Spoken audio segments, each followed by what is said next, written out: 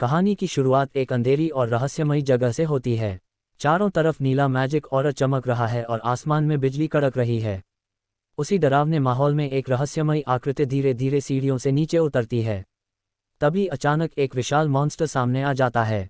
उसकी लाल आंखें खून की तरह चमक रही हैं और अगले ही पल उसका भयानक रौ पूरे इलाके को हिला देता है। लेकिन हीरो बिल्कुल नहीं डरता।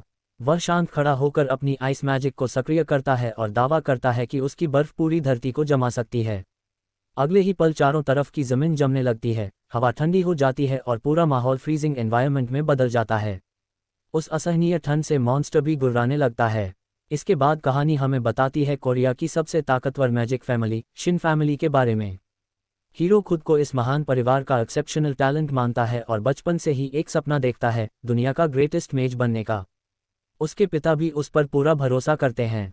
वे कहते हैं कि उसका टैलेंट उसके भाइयों से भी ज़्यादा है और अगर कोई मैजिक के पिनिकल तक पहुंच सकता है तो वो सिर्फ वही है।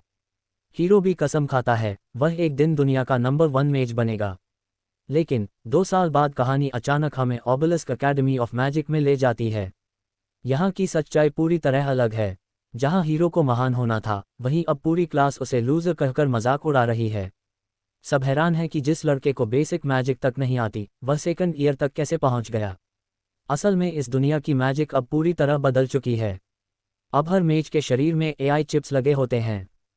इनकी मदद से वे बिना किसी मंत्र के तुरंत जादू कर सकते हैं। लेकिन हीरो इन एआई चिप्स के साथ कंपैटिबल ही नहीं है। जब उसका टेस्ट शुरू होता है, वह पुराने 8 स्टेप मैजिक फॉर्मूला से माना इकट्ठा करने की कोशिश करता है। लेकिन तभी मॉन्स्टर उस पर हमला कर देता है। पूरी क्लास हंसने लगती है। उसे कहा जाता है आउटडेटेड मेज, एक ऐसा मैच जो इस आधुनिक दुनिया में पूरी तरह बेकार है। आखिरकार टेस्ट खत्म हो जाता है और हीरो फेल हो जाता है। सब उसका मजाक उड़ाते हैं। लेकिन जमीन पर गिरा हुआ हीरो अचानक मुस्कुरा देता है, क्योंकि उसे महसूस होता है कि उसकी इनकैंटेशन स्पीड पहले से बेहतर हो चुकी है। दूसरी तरफ जब उसके पिता को पता चलता है कि वह एआई मैजिक के लिए अनफिट है, तो वे उससे सारी उम्मीदें छोड़ देते हैं। यहाँ तक कि उसकी मैजिक खत्म करने वाली दवा तक भेज देते हैं। लेकिन हीरो हार नहीं मानता। वह एक फैसला करता है, अगर आधुनिक मैजिक उसे स्वीकार नहीं करती तो वह भूली हुई ट्रेडिशनल मैजिक को ही मास्टर करेगा। अब उसका कमरा पुरानी किताबों से भर चुका है।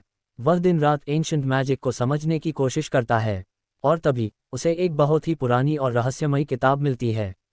उसकी लिखावट इतनी खराब है कि पढ़ना लगभग नामुमकिन है, लेकिन वह एक नाम पहचान लेता है, रे बेल बैटनियो। वही नाम जिसे इतिहास में पहला ग्रैंड मेज और क्रिएटर ऑफ मैजिक कहा जाता है।